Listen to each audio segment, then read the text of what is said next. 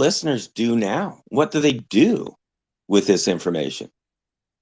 What do you do? I mean, it's cool to know this, know about the auto industry, learn about a little behavior, hang in with the shows, and you'll learn a little bit about Alberta 51. I mean, all over the book. But what do they do? What do they do with it? And it sounds funny, but this seems to me like a cool wrap up to this show, because this show was different. I didn't expect it. You didn't expect it. And that's what live radio is all about. Is they turn into great shows. And what I would remark is this, and what can you do, Val? What can I do? What can everybody listening here do? Incredible reach of the show, whether people know it or not. Incredible reach of this show. We've got multi-stations, multi-platforms, multi-countries. And of course, folks that are going to even see replays of some of this on a YouTube channel, a la Greg Meakin's YouTube channel. So the reach is out there. And what I'd say to every single person listening to this right now, seriously, what can you do? What Val and I chat about that would apply to my life, or what can I write down on my to-do list that we can do? And I would say this, it really, really stays simple. It's just simple to me in my mind, is number one, you can be nice. I mean, you can be nice. Number two, you don't need to have any enemies. I think 80% of us agree. I think we all agree on 80% of stuff. So let's talk about that stuff. But most importantly, is we talk about Saturn being nice to its customers. I've talked in the past, Val, of my business concept of SRFs, stark raving fans. Don't have customers anymore. Don't have just satisfied customers. Have stark raving fans. That's a 1990s business book. But I believe, and this is just the last point, and I'll wrap it up here. I know I've been blabbing today, but I believe that people out there really don't know themselves. And I really mean this. They don't know themselves. And this is the car guy in me.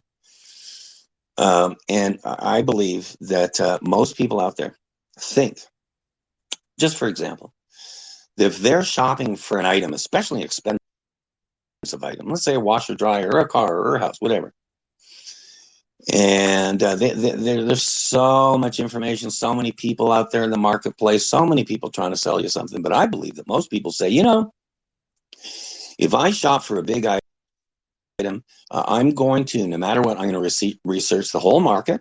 I'm going to check every price available. I'm going to make sure I got the lowest price.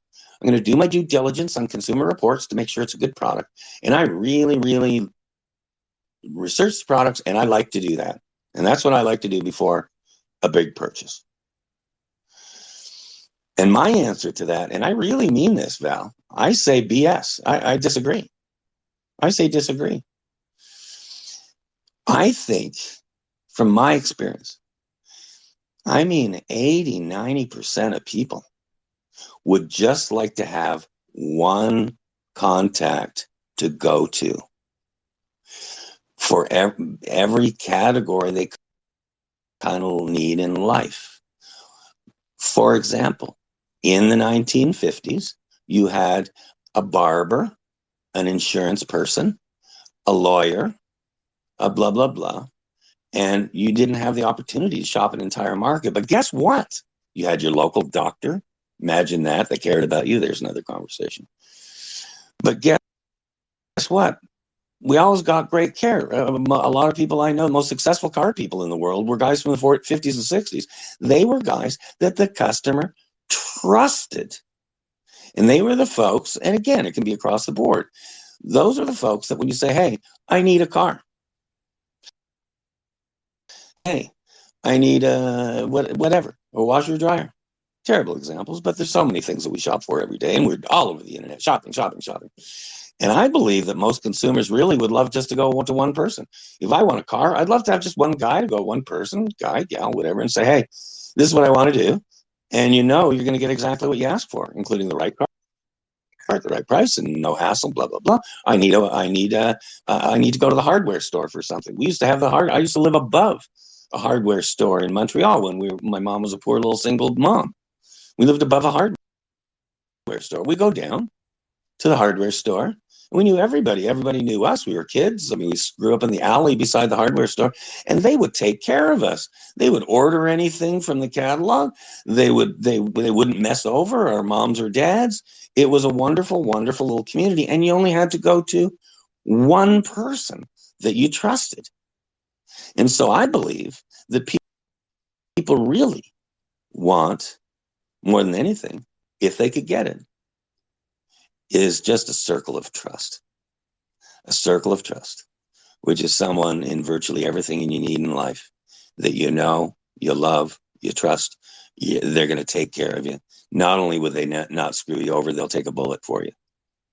And I believe if there's a direction I would love, just say consumers to go in life, that's develop a circle of trust, just of people that you love and trust, rather than running around with your like a chicken with your head cut off, trying to undercut someone from $50 on a price or something. So if there's a message that I have today for every listener, it's that. And oddly, as you so identified today, Val, ago. So there you go. You have to repeat the last line. We had interference there. Yeah. What was your very last line? I said, as basically as current as this discussion is in 2022, especially with the Walmarts and the Amazons of the world out there, as current as the information is, I still believe that we do want to go back to a more one-on-one circle of trust to people. And if there is one message, again, I'd like to leave off is something I was saying.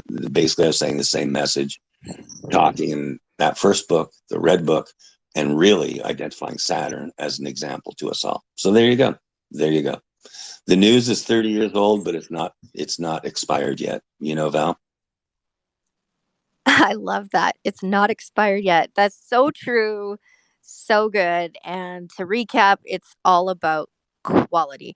Greg Meakin, author of Secrets from the Inside, How to Buy a New Car Below Dealer Cost. If you are lucky enough to get your hands on his book, you're you're going to understand it at a deeper level. But I'm committed to giving you information, which is, to be clear, secrets from the inside. So thank you, Greg Meakin, for joining us today, and I hope you'll be back next Monday. I will indeed. Thank you so much, Val. I will indeed.